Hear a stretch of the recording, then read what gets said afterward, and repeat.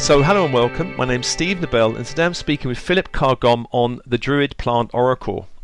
Now Philip wanted to be a writer from a young age, but it really came about when he met a publisher at a dinner party in London. He was then in his late 30s and he was invited to write a book on Druidry, which went on to be a bestseller. Nowadays Philip is a psychologist, psychotherapist and writer on Druidry. He's the author of many books and oracle decks, including the Druid Animal Oracle and the Druid Plant Oracle, both of which he co-authored with his wife Stephanie. And if you want to find out more about Druidry, his website is philipcargomm.com and there'll be a link with this podcast. So welcome to you, Philip. Hello, hi there. So my earliest introduction to Druidry was actually through the amazing Asterix graphic comics. I read them all, I think. And I really liked them, well, as a kid for many reasons, but one of the reasons now I realise was that they showed this kind of Druidry and ancient way of living in a very positive, light and humorous way. But a lot of earth-based spiritual paths have not always been promoted this way. Has this been challenging for you as a Druid? Well, it's funny you should mention Asterix, because many people, that's their first introduction, particularly on the continent, actually, in France and Germany and so on. And it's true that Julius Caesar and some of the classical authors gave Druidry a bad press. But and of course later, Christian writers. But the thing about Asterix is that if you remember, there's this wonderful image of the cauldron that bubbles away and that gives the Druid, what was his name, Getafix, I think. Yes. Gets his fix of the juice from the cauldron, which gives him incredible strength. And although, of course, it's just a cartoon, there's a grain of truth in there, which is a number of things. One is that the cauldron is a hugely powerful symbol for us as Druids. It's the primal symbol that in Christianity became the Holy Grail. That is the symbol of the divine feminine, of the womb of the goddess, of nourishment, of spiritual nourishment, and of inspiration. And the drink that comes out of the cauldron in Druidry is Arwen, which in Welsh, or Imas in Irish, which is the drink of the elixir of inspiration, of divine inspiration, which is what Druids seek. Because Druidry is at its heart a way of seeking inspiration, and we work with this idea tremendously, and of course there's a link there with plants, because there are all sorts of suggestions about what plants might have been in that cauldron to produce that magical elixir. Now, I've read somewhere that you wrote, as the wilderness is eradicated, so some wilderness disappears in us also. Now, most of us live in urban settings, and some of us have never even ventured into the wilderness. Is this a problem? Well, I think it's a huge problem. I mean, we're going through a period in the story of the Earth and humanity, which is absolutely critical. This period of mass species extinction, with this 5 runaway trains, really. One being, the population, the other being pollution, the other being habitat degradation and species extinction, and that's 4. There's a 5th one, but that's enough for the moment. I can't remember the 5th one. But they're all, seriously out of control. And what we need to do is we need to address them, as many people are. It's important to focus on the positive. And one of the ways to get back in touch with our deep selves, with our souls, with our purpose in life, and to be of more value to others in the world, is to get in touch with the world outside, with wilderness, which is why Druidry is a spirituality that is celebrated outdoors as much as possible. We don't have buildings, churches or temples. Our temple is the earth, and our sacred places are stone circles and clearings and the woods and spots beside rivers and seas and so on. Wonderful. Well, I guess you mentioned inspiration, and I think a lot of people, young people, are looking for inspiration perhaps in music or celebrities, David Bowie in my day. They're not really looking internally, or certainly not so much in the wilderness for it. Do you find? Exactly. Well, I mean, it's a natural, the desire for inspiration and transcendence, for mystical experience, is absolutely hardwired into us, I believe. Which is why, when young people who are brought up in what's called the consensus reality, the sort of the box of consensus reality, but they start to break out as they grow up. That's why they turn to drug taking and drinking and so on, in an attempt to get out of the box and expand their awareness and have new experiences in consciousness. So I think there's a real duty amongst spiritual leaders and spiritual groups, any of us involved in this movement, really, to say to young people, hey, look, we understand why you're doing this, but there's a safer way to do it. There's a more long-lasting, effective way to do it, which is to follow these ways, these magical ways, which can produce altered states of consciousness and a deeper sense of being alive in the world. It's an interesting point, because you mentioned the drug taking and the kind of psychedelic culture, which has been kind of really a party thing, but there is that also was part of the ancient way of connecting with the spirit worlds, wasn't it? There were magic mushrooms and various other things that were taken. Well, exactly. Yeah. I mean, there's at the moment there's this big fascination for ayahuasca, to such a degree that demand now exceeds supply, apparently, and so the usual story is happening where the plant is being cut with or substituted with other things which are not good for you, and there's this story that I think there isn't evidence for this, but some people in the 60s developed a story or a narrative that went that the Druids were the sacred guardians of the mushrooms in the British Isles, and that's why we are mycophobic in Britain, not mycophilic as on the continent. What that means is mycophilic is people who love mushrooms and who go out mushrooming. So if you're in France, people will happily go out with baskets, pick mushrooms, and every local pharmacy will have charts explaining which ones are toxic and which ones aren't. But people don't do that in Britain.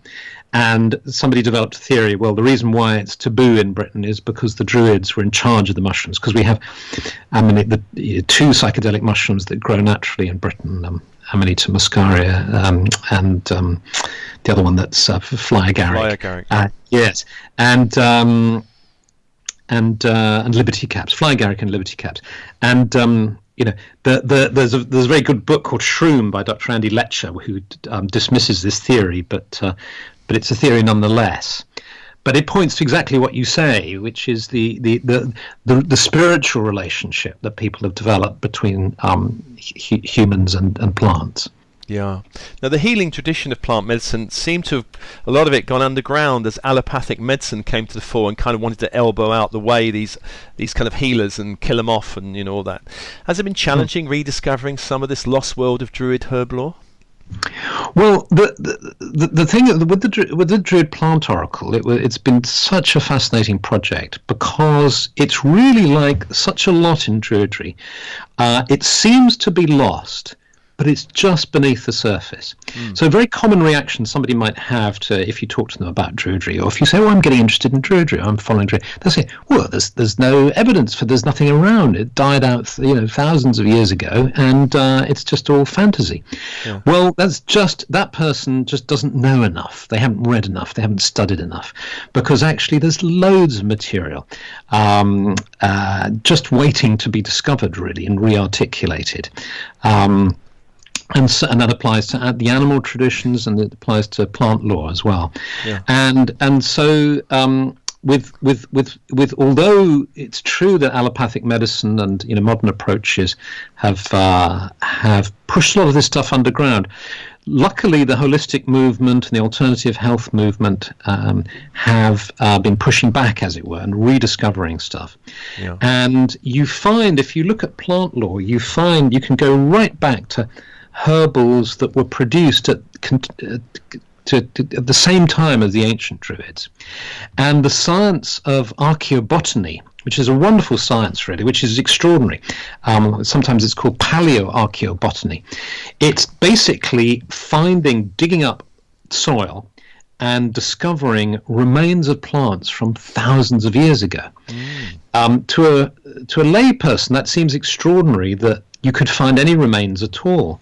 But the fact is you can. If you take, for instance, there's a wonderful place called Llyn-y-Fan-Fach, which is a lake in Wales.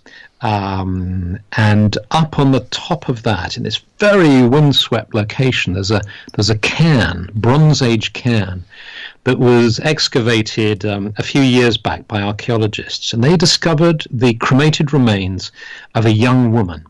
And alongside those cremated remains were traces of meadowsweet, enabling scientists to say, when this woman's remains were buried there, offerings were made of meadowsweet. And that's, is it 4,000 years ago, 5,000 years ago? And you think, how can they possibly tell? Well, they can, and they do it by putting, what they find under a microscope and detecting the cell structure that remains of whatever remains are there. We're familiar with the stories of, is it from Tutankhamun's tomb, of grains of wheat or whatever being found, and people being able to regrow them from thousands of years back, and that's because they were sealed in a tomb in a dry, hot place. But even in a windswept, wet place like the British Isles, archaeobotany can tell us what was growing at the time of the ancient Druids, and what they were cultivating, and and so on. And so that's how Stephanie and I worked on the Druid Plant Oracle. We first of all turned to archaeobotany and said, okay, what was around at the time of the ancient Druids? So we had a picture of that. Then we looked at the contemporary herbals and said, okay, what were they talking about then? Then we looked at the Saxon herbals, which was the next sort of phase of history in these islands. And of course, they were saying the same things. And then finally, modern day herbals. And you just get this incredible continuity, which is stunning, really. Wow. Now, I was raised Christian, as most people in this country, but what I love about Druidry is it's a path of direct experience and revelation, unlike, here's a book and here's what you have to believe type of thing. Now, as you were writing this Oracle deck, did you find that the plants themselves were inspiring you with what to say and what to do? Well, here's the extraordinary thing. It's perhaps easier. It's perhaps easy to believe that you can go inside in a meditation and become aware of a human being who tells you stuff. Yeah. And whether it's your imagination or you're actually contacting somebody who's died in the past, or a being on another plane, is a matter of belief and so on. But that's kind of, one can imagine that. You can sort of imagine it with an animal, contacting an animal, and perhaps that also bringing you information and so on. But a plant, to the skeptic, that would seem extraordinary that a plant could give you insight or information or healing in some way, just in this inner world. So an exercise I like to do in workshops is I just ask people, I just take them on a little journey up to Llyn-y-Fan-Fach, this lake in Wales, just for 5 minutes, imagining they're drifting on a cloud and travelling there and so on. I get them to sit by the lake, gazing at the lake and so on. And then I say, just imagine now that you can sense behind you a plant growing. Don't turn around, just feel it behind you. Just feel the colour, get a sense for the colour that's coming towards you. Get a sense for whether the sort of energy is sharp or soft. What's the kind of feeling there, and so on. And then I get them in their imaginations to turn around, keep their eyes closed, feel the plant more, and then open their inner eyes and look at the plant, touch it, and then get a message. Why am I seeing you? What is extraordinary is virtually everybody gets information, is astonished by how real the experience is, and how the sort of message or healing or energy or quality that is conveyed to them, how much it's of help to them. And that's really the basis of this. There's this idea that what the plant oracle isn't. It's not a herbal that's going to teach you how to make herbal concoctions and drinks and so on. There's plenty of those books, very valuable and helpful books. What it's doing instead is it's working with plants in a different way. It's saying, look, these are the sacred plants of the Druid tradition. These are the ideas that are traditionally associated with it. Here are some of the stories associated with this particular plant, and here's what it might mean in your life if you draw this card in the oracle.